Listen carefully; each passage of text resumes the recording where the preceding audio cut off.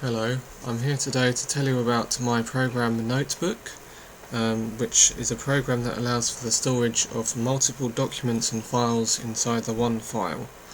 In NoteBook, these documents are called pages, and this file that contains all the pages can be password protected to protect your data. I'm just going to go into NoteBook now. You can see that I've tried to keep the interface as simple as possible. Up here is the toolbar, which allows you to create new files, open existing files and save the current file. You can also add pages using this button here, and there's lots of different formats, for example rich text format, a plain text, HTML. You can insert pictures, sounds and any other file that you wish. You can also rename files here by clicking this button. You can delete pages with that, and this button allows you to go into the editor for the current page. This button allows you to change the view so that you can view large icons. You can view the pages in a list, or you can view the details of each page. I'm going to close this file and I'm going to open the example file.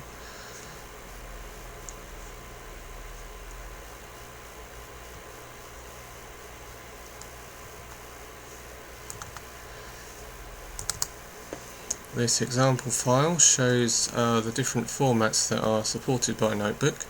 This page is a rich text format file, and as you can see, the rich text format supports lots of different fonts, colours and styles. This page is in the plain text format, which doesn't support any different fonts, but in the rich text format and in this format, you can, whenever you type in a link, it does automatically get converted into a link which can be clicked on. For example, I'll just do that now, and then that opens the website within NoteBook, and you can use these buttons up here to navigate through the website. And this page here is in HTML format, and this is an image which has been stored within this NoteBook file. This page is a sound file. You can just stop that there. As you can see, it automatically plays when you click on it. This file is in a MIDI format, but you can also include MP3s, WAVs and other formats. And this page here is an example of storing any other type of file within a NoteBook file. For example, this one is a zip file, and within it you can see the documents that are inside, and you can open them as well.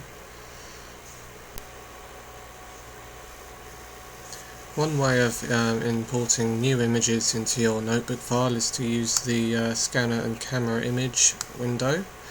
I have to say that this tool is still under testing, and as such it doesn't always function 100% correctly, but I'm going to show you what you can do inside it once you've acquired an image. You can open an image by clicking on that open button. So I'm just going to open an image quickly.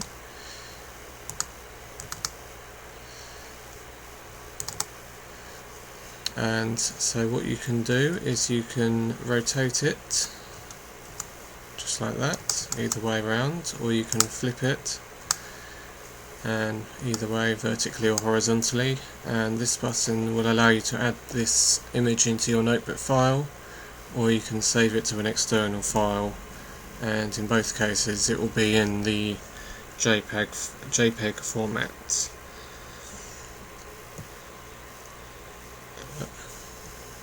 Right, I'm going to show you what's on the menu bars now.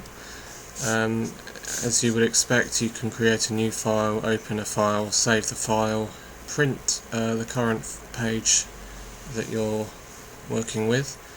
This menu here allows you to import external rich text files, plain text files, HTML files.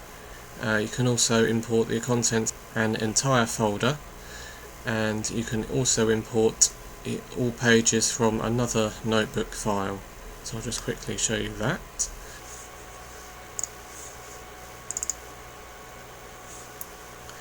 So that is all the pages from that notebook file that I've just imported.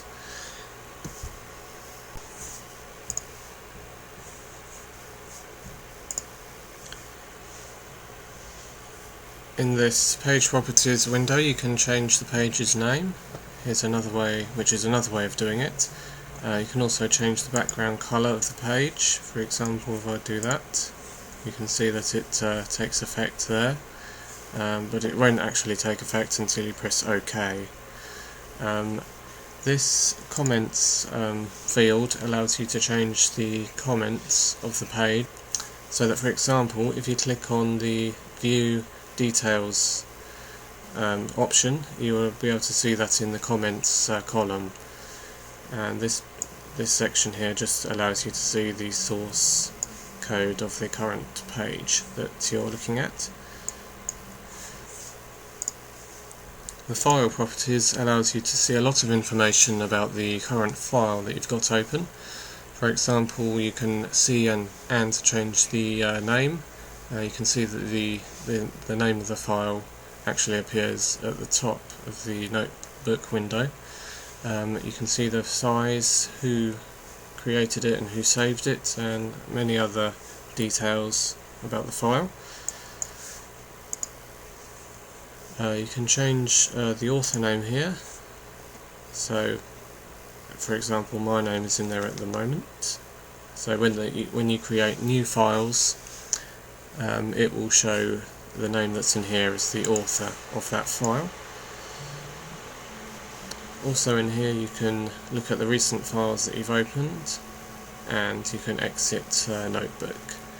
This edit menu allows you to edit the current page, and also you can copy and paste pages.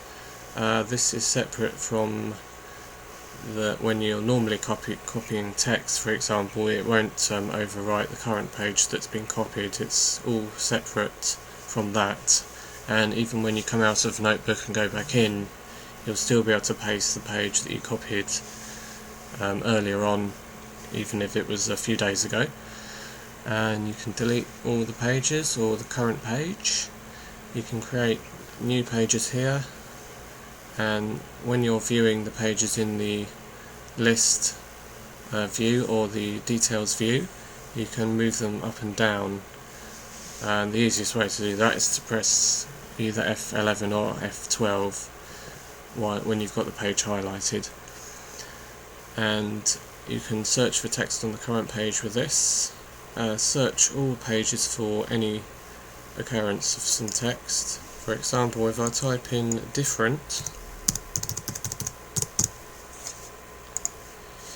it will come up with page 1, which has got that word there.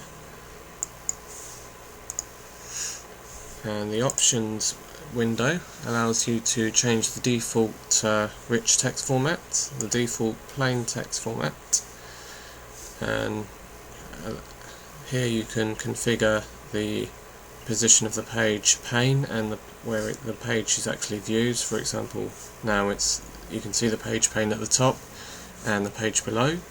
You can also change this so that they're the other way around, or the page pane is on the left or right. You can rename the comments column. For example, if you're archiving emails, you might want to change this to date or from, if you want to write who the email was from. This page editing associations allows you to change the program that you edit pages with. For example, I've set up Microsoft Front Page to edit HTML pages. And you can also add any other extension, so that, for example, if I added zip, I could open it with any program that I wanted to edit it, and then you can also save that back into NoteBook. I'll just show you that. For example, if I click on this HTML page and I press edit,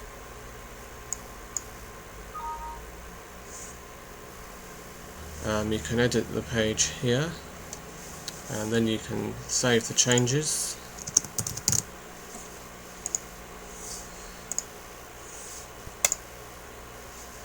Do you want to save the changes that you made to the page? So I choose yes, and there is the change that I just put in. You can hide the page pane by clicking on this to give you a better view of the page, and you can easily go back by just hovering the mouse over like that to bring it back. This help menu, there's a full help file which has been created in NoteBook, as you can see here.